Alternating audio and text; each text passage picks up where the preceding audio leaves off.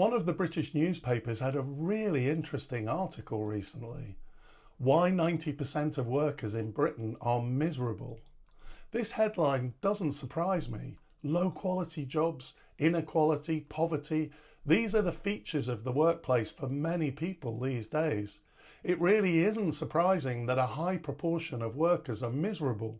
However, I was shocked at the source of this news story. It was in the Daily Telegraph, one of the most right-wing newspapers in the UK.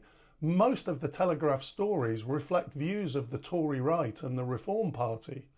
The way that the Telegraph has typically been presenting workers is illustrated by stories like "The workshy have weaponised mental health. Rishi was right to call them out."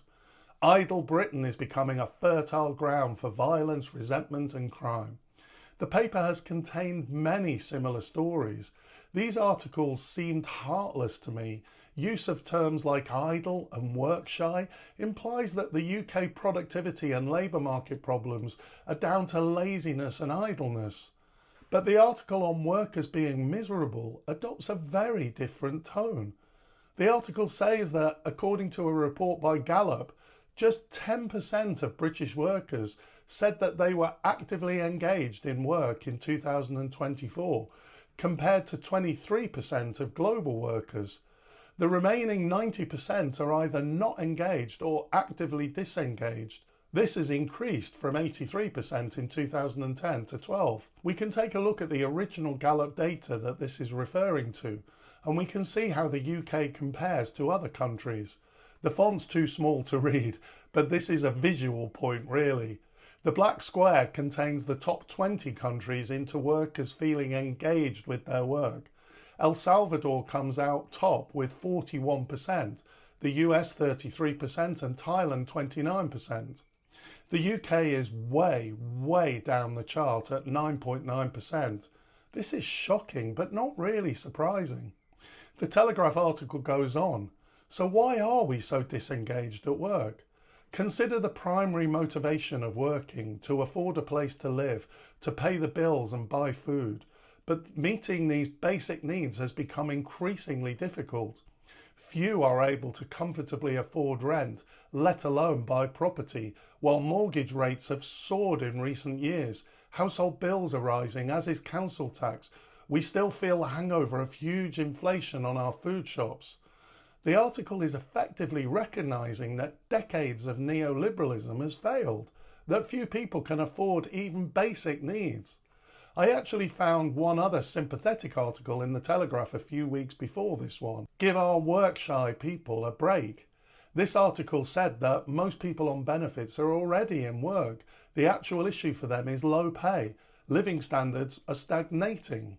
Contrary to popular belief, our benefit system is not particularly generous, and where there is fraud, it is a pittance compared to the tax avoidance of global corporations. Cutting benefits without providing decently paid jobs and proper support to get people into them means cutting off hope. I can agree with a lot of what these articles are saying, and I don't say that very often with the Daily Telegraph.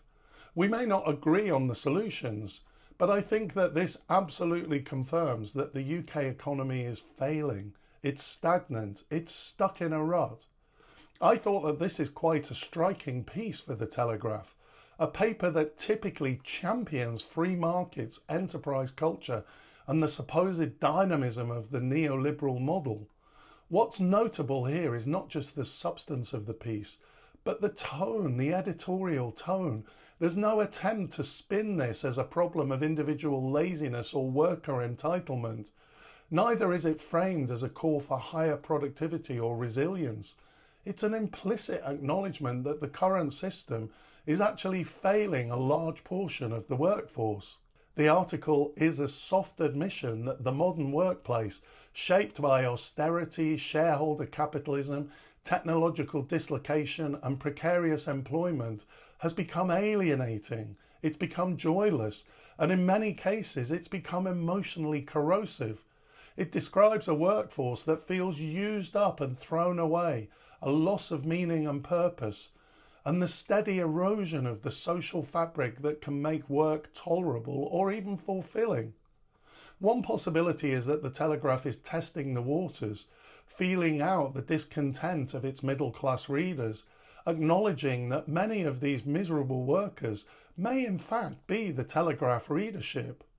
The paper's core readership may be inching towards a recognition that the system isn't working for them either. This article feels like a crack in the ideological wall. It's not a call to overthrow capitalism, but it is an admission that the system, as it's currently configured, is hollowing out that human spirit. That's a significant shift, and it creates a space for alternative economic visions to be heard.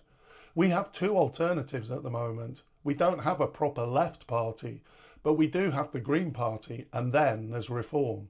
The Green Party and Reform have very different solutions, but they both recognise that perhaps the mood is changing, that the quiet misery that many workers are suffering is now too loud to ignore.